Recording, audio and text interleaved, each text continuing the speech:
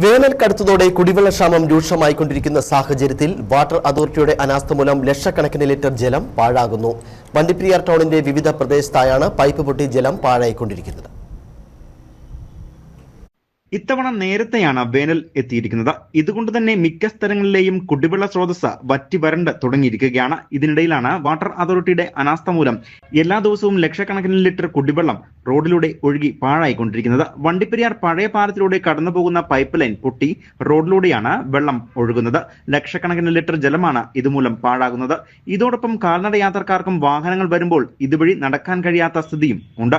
ഇതുകൂടാതെ വണ്ടിപ്പെരിയാർ ചുരക്കളം കവലയ്ക്ക് സമീപം റോഡിന് അടിയിലൂടെ പോകുന്ന പൈപ്പ് ലൈൻ പൊട്ടിയതിലൂടെ ദിവസവും ജലം പാഴായിക്കൊണ്ടിരിക്കുകയാണ്. നിരവധിയായ പരാതികളും നിവേദനങ്ങളും നൽകിയിട്ടും വാട്ടർ അതോറിറ്റി ഇതിനുവേണ്ട നടപടിയൊന്നും തന്നെ സ്വീകരിച്ചില്ലെന്നും നാട്ടുകാരിൽ നിന്നും പരാതി ഉയർന്നിട്ടുമുണ്ട്.